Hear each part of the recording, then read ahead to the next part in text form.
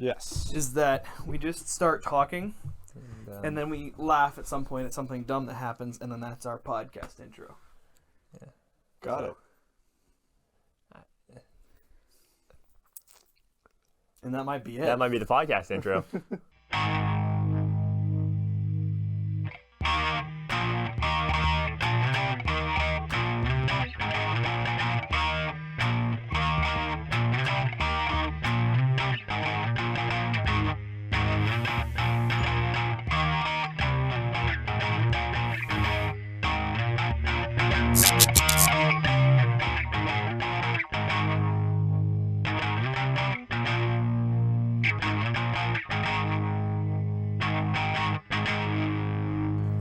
Hello, ladies and gentlemen, and welcome to The Subject Matter. I'm your host, Stephen Jenkins, here with your co-host, Mr. Jonathan Dayton, and our special guest, Mr. Tyler Davis. We are experts in... I was going to say officers. You're the officer. Yes.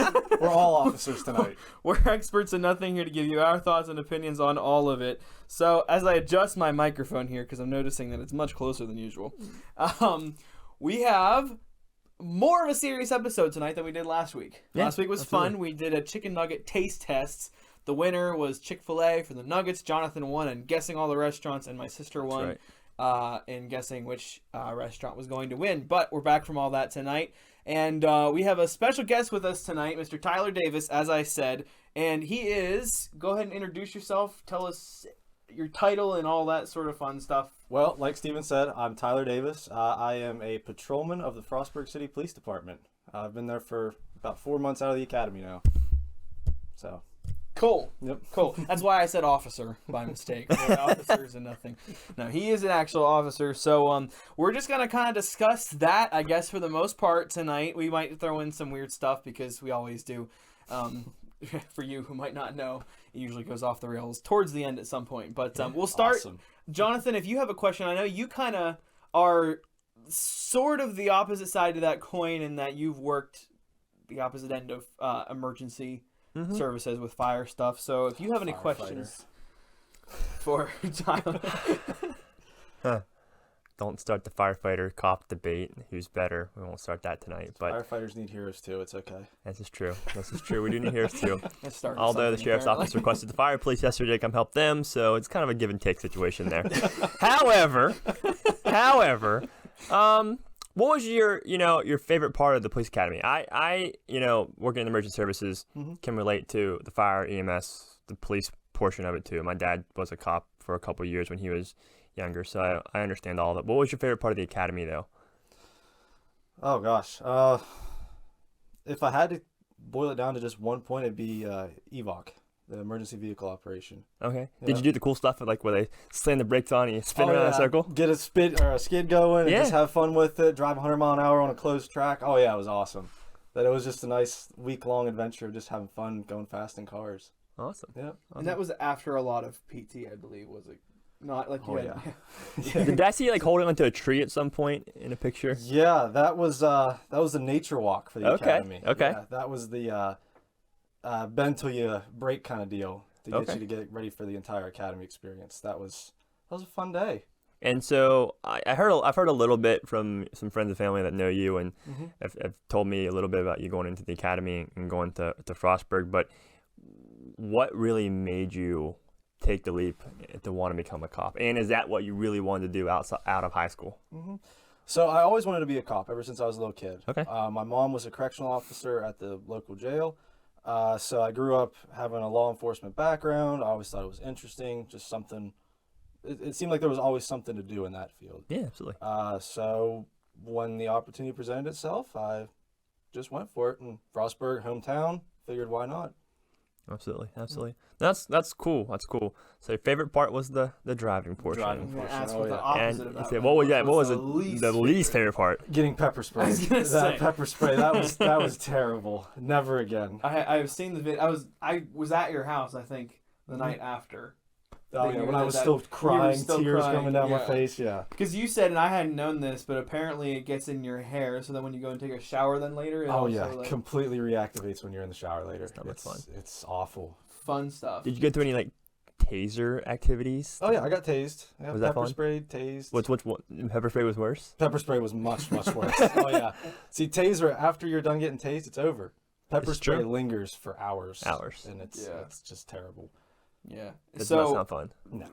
we'll spare you. We won't show any of the videos of that. I don't have even access to them, so you wouldn't be able to just share them with me anyway. We won't show the videos of that, but I have seen them. So yeah, those are your least favorite. What was something that surprised you about? And we'll get to sort of the job here at some point. But what was something that surprised you about the academy that you didn't expect going in? Like things were different than you thought they were going to be. Something that surprised me. I wouldn't necessarily say it was a surprise, but going into the academy, I was expecting, obviously you're going to get yelled at and screamed. It's boot camp pretty much. Yeah, Right. absolutely. But just how much that they try to get under your skin and get you to, like I said earlier, the bend but don't break kind of deal. Sure. That was basically the entire portion of the academy up until the end once everything kind of got laxed. But just the amount that it was, like the mental stress that was getting put on you. Sure. Just to make sure that you can do the job. Because, I mean, if you get yelled at in the academy and get pushed to that edge, it's easier once you're in the job at actually doing it. Sure. Did you feel like there was ever a point where you found yourself enjoying something more than you expected to?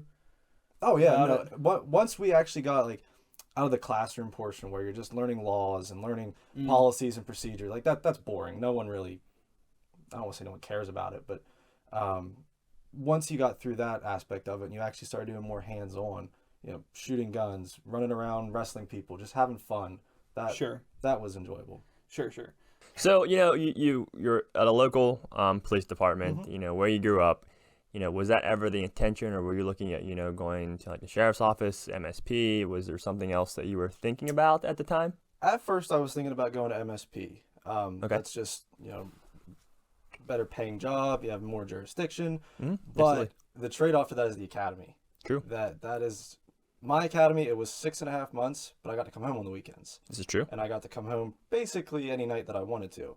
At MSP's academy, it was a 6-month live-in academy that I was down in Sykesville for the entire time, and I was not about that. That just didn't sound good to me. Yeah. So I understand that. I think that even I don't know exactly what I wanted to do going out of school, but I considered an aspect of law enforcement. But you're right. The academies that I was looking at the federal level for some of the jobs were in Quantico, Virginia, or down in Georgia or somewhere else, and it's like 6 months. Yeah.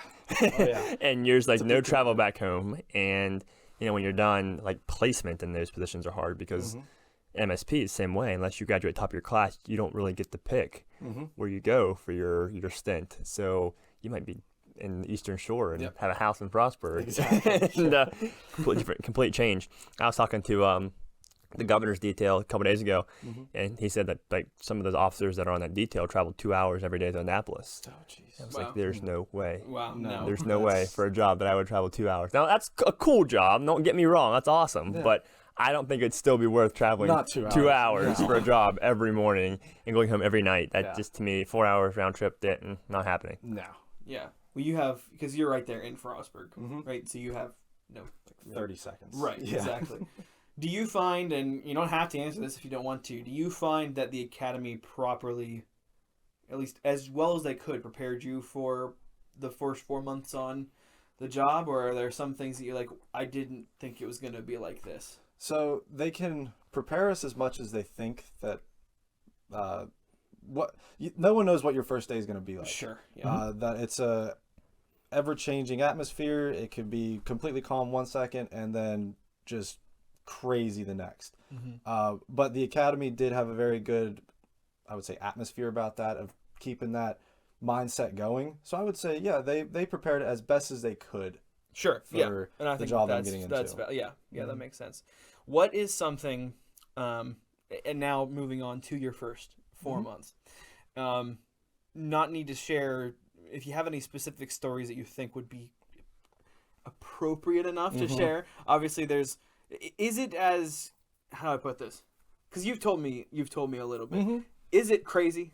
Oh yeah. Yeah. No, there's times where you just sit back and go, "Whoa, that just happened," or This is I'm what I actually do doing now. this right now. Yeah. Yeah. There's definitely those times. Is it more than you expected, or is it about the same, or? It's not what I expected, and it's not what I expected, if that makes sense. It's Fair enough. Yep. It's I was actually just talking to the lieutenant last night about this because he was asking how I'm enjoying my job, and I told him I was expecting more of a consistent flow to things. But it's more like I think I described it as a popcorn effect. You're just sitting there, and then all of a sudden, just pop, something happens, and it's like, oh, we were just sitting here talking. Now we're running lights and sirens to a shots fired call. Like, it's never know what's going to happen, really. Sure. Now, the pressing question that I have, it is very, very important. Are you going to grow the cop stash? Oh, I want to so bad, but I don't think my girlfriend would like that one very much. Okay. And I brought it up to her a couple times, and she just no. I think you could pull it off. Too. I think I could too. I think you could go for it. You look pretty good with it. Yeah. Oh, yeah. I've seen you with like the full beard. I think that works too. I absolutely think you could do gorgeous, right? Yes, absolutely. No, I think you could absolutely get the cop stash going. So she's saying if you could talk to her for me and get her to. Subject matter listeners, we're signing a petition to Tyler's girlfriend. Link in the description. Link in the description to get him to grow the cop stash, at least for like a little bit. Just for a little. Just try it out. If it doesn't work, like a little bit being my whole career. Yes, exactly. It's the next 5 years. Yeah. So that was the next question I was going to ask. Then what? So what are your plans? I don't know how it all works. I think because now you're signed on to this for however long. 5 years. 5 okay. years, I pulled that out of my butt, but I guess I was right. Yep. So as it stands right now, I'm under a contract with Frostburg for 5 years. Okay. Then after 5 years, if I'm enjoying Frostburg, I'll stay there. Which right now I'm very much enjoying Frostburg. So if I had to say right now, I'd probably work my entire career there. But after 5 years, I can go pretty much anywhere that I want. Just not a state level job. I was going to ask about that too. Is that an option? Like, what would you have to do would you want that, first of all? And if you were going to do that, then what all would that entail for you to transfer over to that? So if I decided, hey, I want to be a trooper, then I'd have to go back to their academy. Okay. Which I'm not doing. Okay, fair enough. Yeah. That they don't recognize like the local level academies. It's the same curriculum, but since it's MSP, Maryland State Police, they want to do their own teaching style to make sure that the troopers are the same in the entire state. Gotcha. Yep. Makes sense. So that's not something that you ever see yourself. I'm not going back to the academy. Yeah, makes sense. Now, specialized trainings and things like that, yeah, absolutely, but not a full-blown academy. Is there any, off the top of your head, I don't even know which ones exist, is there a specialized training you think you might be interested in that you'd like to go for?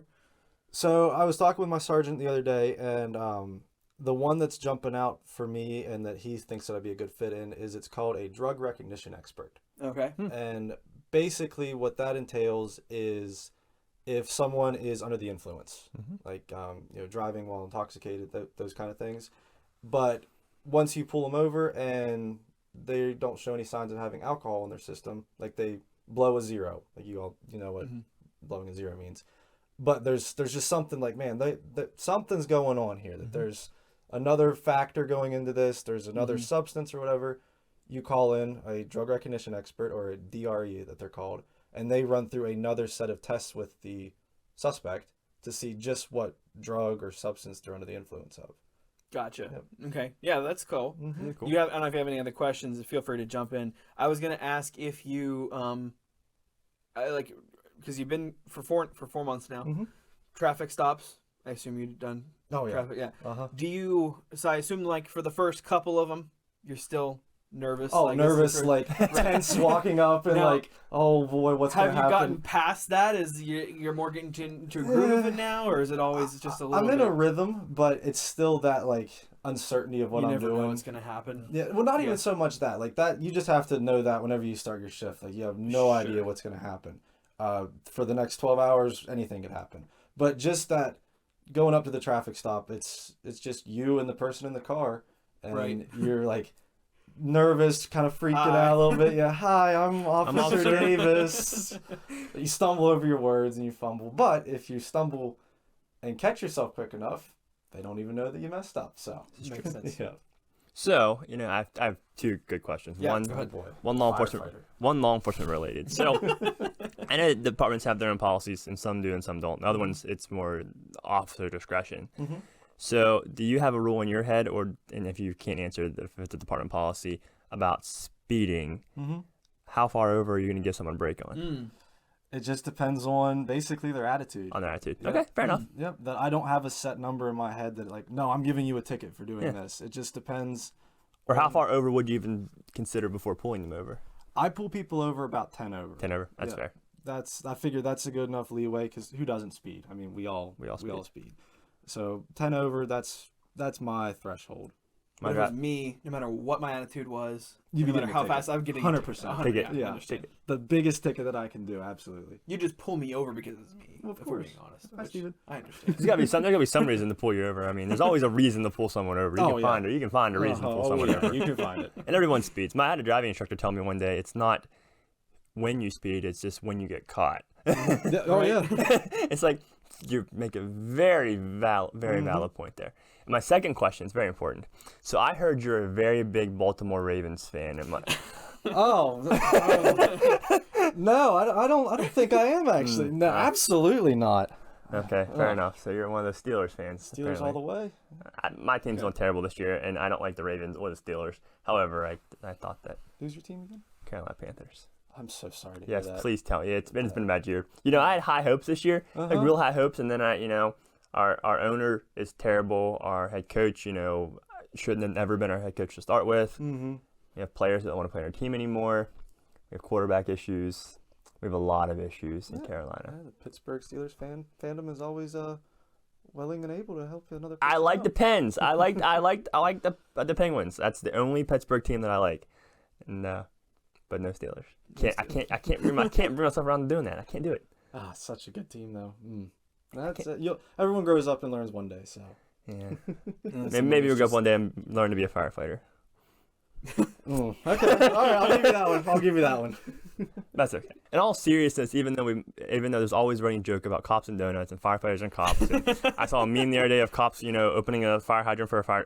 It's really neat though, unless you're in emergency services, to realize how big of a family it actually is with cops, firefighters, Oh, yeah. EMTs. It's even the hospital staffing now. I mean, I love nurses in there. It's huge. It's a big, unique family that you would never get otherwise. Dysfunctional family. But It still a is family dysfunctional. nonetheless. There's a lot of dark humor in emergency services, and I guess that's a good way for most people to kind of cope with the situation. Coping mechanism. But it's unique. It's really cool, especially here in our local area. I think that we do a great job locally of bringing everyone together in that sense, where other areas it's not necessarily the case. But we do a good job. In our area, Go ahead. No, I was gonna say in our area when a call goes out, you know you got people who's showing coming. up, and it works out well all the time. When that leads in, because I was going to ask, that's a good question to ask too. We'll have, I guess, each of you, if there is a time specific, I'm sure you have at this point, Okay. a time specifically that you've had an emergency situation where you felt like you were really happy that you had a police force there. And then also if you, because I know you've been there for 4 months, but if there's been a time so far where you've had fire or EMT, because you're EMT as well, assistance, and sort of if there's any stories revolving around that. So I'll tell you a story that happened a few years back. It was kind of funny and unique at the same time. I was glad that the cops were there, and I'm glad that they were my friends. So in our area and across the country, there's a force called the fire police, and the fire police do like traffic control for police and help the fire company out. And fire companies actually have their own fire police. Anyways, our local one's underneath the sheriff's office. We did security at the fair every year, and there was a group of teenagers there that said some obscene things to me while I was walking by. And I heard them, so I circled back around, and I went up to them and asked them what they were saying, and they were lying to me, and then cops came over. And from there, I just basically walked away. The cops yelled at them in their face. They raised their voice. The cops arrested them. It was Nice. It was a great ending Fun. to a very fun story. They got cuffed, and then of course they got in a little buggy, and they got escorted off the property. Whether they got charged officially or just detained and moved off the property. However, it was good to see that they had my back, because I told them what was going on, and they of course trusted what I was saying to them, and yada yada yada. And there's other instances of this, but it's always good, when we call for backup, they're there, and of course they call us all the time for patients, and we go out and we take care of the patients, and it's a two-way street there. It's always good. And I listen to Frostburg Police all the time. I have, of course, scanners and radios, and so it's I understand the craziness that you go through some days, and sometimes we'll get a call that we'll get there and it's not a police matter at all, that we have to relay it back to EMS or fire, that we'll get there and go, we'll do what we can for right now, but we don't have the tools or our skill set necessary to fix this, so we got to relay that to the real professionals in that category. Yeah. Now, have you had an instance? So, like, I assume if there's like an actual like house fire or something like that, you do have to have some of a police presence to do crowd control or some stuff like that. Yeah, depends. Have you been on that? Not in experience that. at all? No, I've done. Traffic control that the Frostburg fire asked for our assistance, but it wasn't really needed. It was just more standby and just in see. case. Yeah. But I haven't been involved in like a house fire where roads are closed yet. No. Our biggest thing is, I've done some of that. You've only been there for 4 months, but we've had some of that where it's kind of a give and take. But the biggest one I think that we work a lot on is vehicle accidents, especially on the interstate, for me at least, is, of course, when the accident goes out, people don't realize that our job is to stabilize the patient and put out the fire. That's basically it. That's our job. Once that job is over, then really it's not our job anymore. It's the cop's job to do the investigation, the report, stand by for do traffic control until the towing company gets there. Sometimes we stand by and we help them do that. We just both do that, but it's not our responsibility. No. It's kind of weird. We're there, do our job. Our job's usually done in 10 minutes, if that, and then it's the cop's job to do his job. We have to clean up the firefighter's mess. Usually. Exactly. That's what he's getting at. Right. Exactly what we're getting at. Yeah, but no, that's how it is, and it's the same way even on law enforcement incidents. We're there, we do our job, and then from there we turn it over to the cops, and it's back to their scene again, and it's just kind of a give and take street there. But it's definitely unique. But it's a good handshake. Yeah, between the parties. I always said, if you are a citizen and you've never rode with a cop, or if you've never been in a fire truck or been in an ambulance, I think you need to at least do that one day of your life to each of the three. It's an experience. And get the experience of actually what happened, because people don't truly understand what happens. And for the difference in our area, we have paid firefighters that stay at the firehouse and they slide on the pole if they want to in a fire truck. Cool stuff, right? And that's what they do, and they get paid for it. In our area, because we are very rural, a lot of that's volunteers. People are like, when they call 911, they expect a cop to show up, or a firefighter to be there, or an ambulance to be there.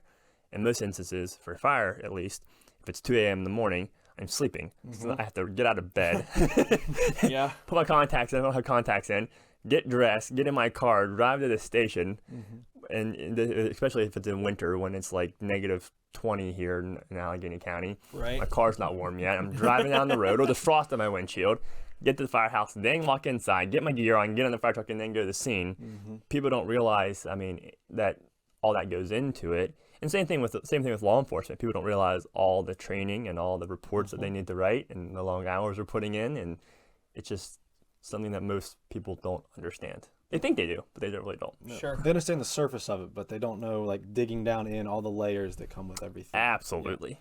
Yeah, exactly. So to wrap things up, I think this has been an informative episode. I like these types of episodes, like you, because I actually get to learn something a little bit. I know I've talked to both of you about stuff like this before, but like you enjoy learning. We both enjoy learning about things we don't normally get to hear about. Absolutely. So the last thing I'll ask Tyler is if there is advice or something to prepare anybody who is thinking about going into the police academy for local or state or whatever. If there's something that you think they should know before going in, what would that be? And the best thing that I can say for people is, if you're planning on doing it or you want to look into pursuing that career, is make sure that you are 100% committed. Sure. That if you even have, I don't want to say even have like the slightest bit of doubt, because everyone's going to have doubt for stuff no matter what. But make sure that is something that you are prepared to commit a lot of time to.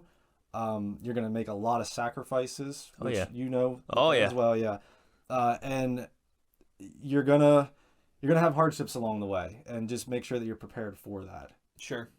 Yep. Makes sense. Anything else to add? No, I would just concur with that. It's the same thing. I think same thing for with EMT all merge and services, that, EMT. You got it. There's lots of sacrifices. if you have any hesitations, you can have some, but if you're really not fully committed to it, don't do it, because you'll end up not only wasting your time, but if you're in a relationship, other people's time too, and you'll regret it. Because once you get in, it's really hard to get out. It's very difficult. Even if you're like, I don't want to do this anymore, it's still really hard to get out once you're fully in, and especially when you're done the academy, you're done fire class, or you're done EMT. You put so much time into it. You don't want to give it up. Yep. And it's very hard. And so, but it's very fulfilling. It is super fulfilling. There's nothing. I don't think there's anything in the world, more fulfilling than. I lump the emergency services in together, and of course, I also lump the military in. I don't think there's anything more fulfilling than giving back to your community or to your country in some way like that. It's just so different than any other type of job. Absolutely. Well, we will thank everybody for tuning in. Don't forget to like, comment, subscribe, all that sort of good stuff. And what should they do to the notification bell? What do you think? Pepper spray it. Pepper spray the notification There we bell. go. As always, we don't have an outro. We will see you later.